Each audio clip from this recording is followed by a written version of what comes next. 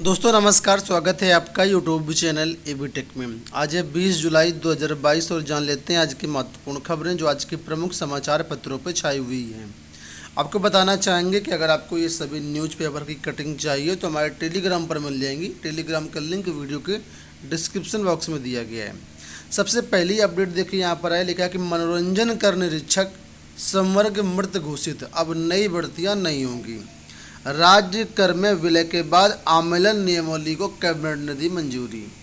तो राज्य सरकार ने मनोरंजन कर से राज्य कर विभाग में विलय किए गए कर्मियों की सेवा संबंधी विसंगतियों को दूर करने के लिए प्रस्तावित आमेलन नियमावली को मंजूरी दे दी है।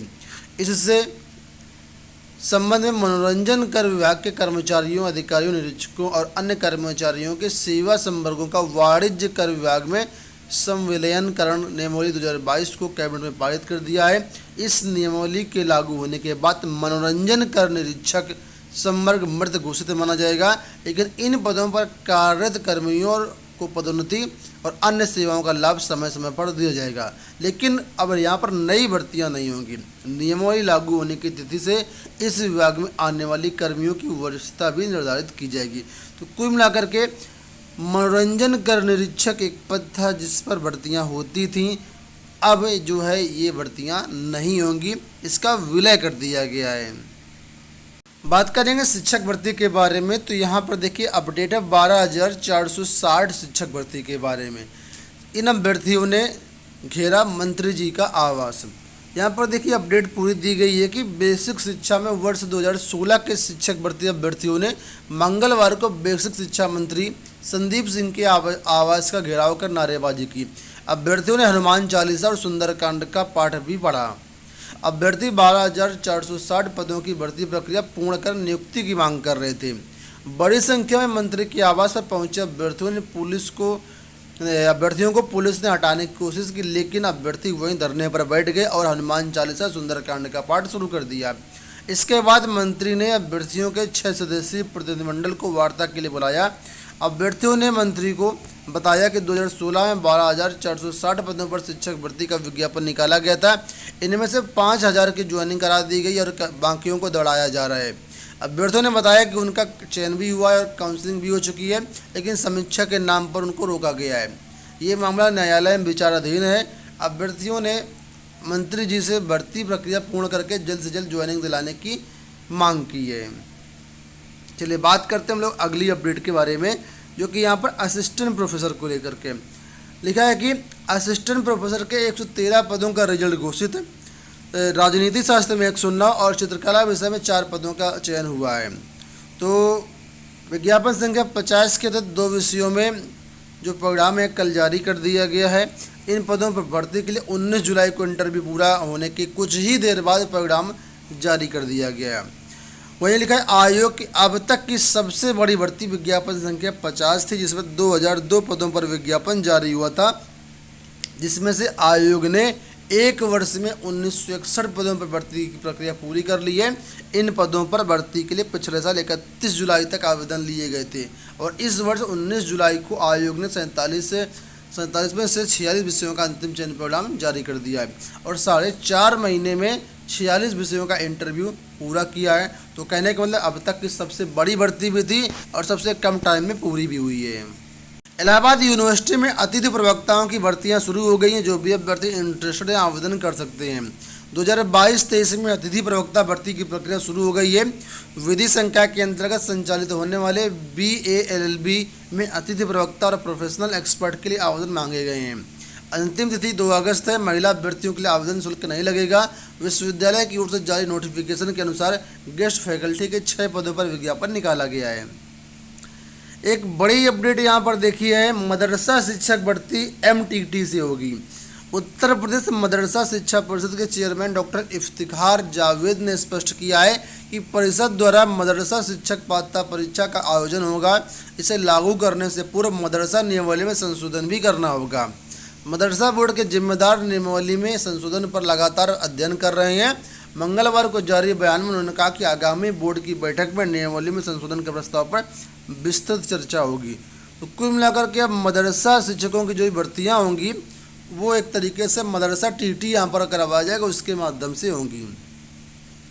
देखिए इस समय ये एक मामला काफ़ी तूल पकड़ रहा है, सोशल मीडिया पर काफ़ी ज़्यादा वायरल है, हाईलाइट है। लेकिन सेना भर्ती में जाति प्रमाण पत्र पर सियासत, अग्निपथ योजना को लेकर के विवाद भले ही शांत पड़ चुका हो, लेकिन राजनीति अभी भी जारी है। अब नया विवाद आवेदकों से जाति प्रमाण पत्र मांगे जाने को लेकर के है।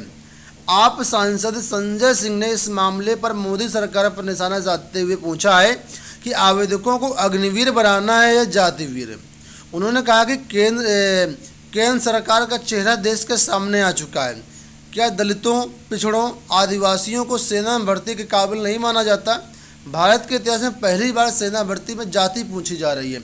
आपको बता दें कि सेना भर्ती में कोई भी रिजर्वेशन नहीं मिलता है। तो लोगों का कहना है कि जब सेना भर्ती में रिजर्वेशन नहीं मिलता तो जाति प्रमाण पत्र क्यों मांगा जा रहा है। तो इसी मामले को लेकर के पक्ष और विपक्ष अपने अपने यहाँ पर पक्ष रखे हैं। वहीं पर देखिए यहाँ पर जो रक्षा मंत्री राजनाथ सिंह जी हैं, उनका कहना है कि सेना में भर्ती की व्यवस्था अभी भी वही है जो आज़ादी के पहले से चली आ रही है। देखिए यहाँ पर एक अपडेट आई है, यूपी सरकार का बड़ा फैसला है कि यूपी में 18 नई नगर पंचायतें बनेंगी और 20 नगर निकायों का सीमा विस्तार भी होगा। लेकिन अपडेट ये नहीं है, अपडेट यहाँ पर ये है जो कि मैं आपको बताने जा रहा हूँ। तो यहाँ पर देखिए लिखा है कि 100 विकास खंडों में रखे जाएंगे शोधार्थी, 30,000 रुपये महीना मिलेगा। तो योगी सरकार राज्य के 100 आकांक्षात्मक विकास खंडों में शोधार्थियों को चयन कर उन्हें 30,000 रुपये प्रतिमाह देगी। कैबिनेट ने मंगलवार को नियोजन विभाग के इस प्रस्ताव को मंजूरी दे दी है। मुख्यमंत्री फेलोशिप कार्यक्रम के तहत शोधार्थी इन विकास खंडों में योजनाओं का सर्वेक्षण, अध्ययन, प्राथमिक आंकड़ों का संकलन, अनुश्रवण का काम करेंगे। शोधार्थी को पारिश्रमिक के अतिरिक्त भ्रमण के लिए 10,000 रुपये प्रतिमाह भुगतान किया जाएगा। आवेदन कैसे करना, तो इसके बारे में यहाँ पर देखो अपडेट दिया गया है कि नियोजन विभाग की वेबसाइट पर ऑनलाइन आवेदन करना होगा। प्रमुख शिक्षण संस्थानों से प्रथम श्रेणी या फिर न्यूनतम 60% स्नातक जिसका हो उसमें आवेदन कर पाएगा।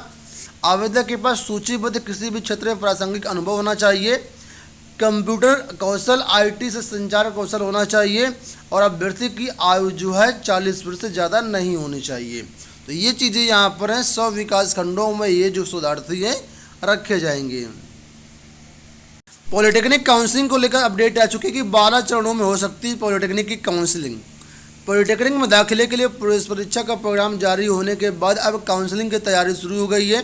संयुक्त प्रवेश परीक्षा परिषद 8 चरणों में ऑनलाइन काउंसलिंग कराने की बात कर रहा है, लेकिन जानकारों का कहना है कि काउंसलिंग 12 चरणों में हो सकती है। इससे छात्रों को ज़्यादा से ज़्यादा अवसर मिलेंगे।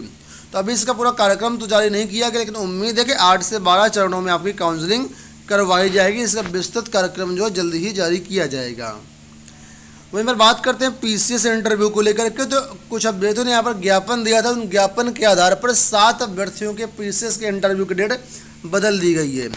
ठीक है, तो जो भी अभ्यर्थी यहाँ पर ज्ञापन दिए थे अपना देख सकते हैं। लोक सेवा आयोग की वेबसाइट पर नया परीक्षा कार्यक्रम जारी कर दिया, यानी इंटरव्यू कार्यक्रम। यहाँ पर देखो एक और अपडेट है कि गृह विज्ञान की पढ़ाई नहीं, हो गई असिस्टेंट प्रोफेसर की भर्ती। फर्रुखाबाद के लक्ष्मी यदुनंदन महाविद्यालय कायमगंज में गृह विज्ञान की पढ़ाई नहीं होने के बावजूद उच्चतर शिक्षा सेवा आयोग ने इस कॉलेज में गृह विज्ञान विषय के लिए एक असिस्टेंट प्रोफेसर का चयन कर दिया है। मतलब एक ऐसा कॉलेज है जहाँ पर गृह विज्ञान की पढ़ाई ही नहीं होती, लेकिन फिर भी वहाँ पर गृह विज्ञान के टीचर पहुँच गए हैं। अंतिम अपडेट यहाँ पर राज्य विश्वविद्यालय में एडमिशन को लेकर के जो भी छात्र एडमिशन लेना चाहते हैं 31 जुलाई तक यहाँ पर आवेदन कर सकते हैं। ठीक है, तो रज्जू भैया और उसके संबद्ध जो भी कॉलेज हैं वहाँ पर स्नातक और स्नातक पाठ्यक्रम में प्रवेश के लिए ऑनलाइन आवेदन की जो तारीख है 31 जुलाई कर दी गई है। पहले आखिरी तारीख 20 जुलाई तय थी, लेकिन इसको बढ़ा दिया गया है क्योंकि अभी CBSE का प्रोग्राम जारी नहीं हुआ है। तो आप लोग अगर इंटरेस्टेड हैं तो आवेदन कर सकते हैं। ये हो गई दोस्तों आज की सारी सूचनाएं। आशा करते हैं वीडियो पसंद आया होगा। इस वीडियो में इतना ही, धन्यवाद।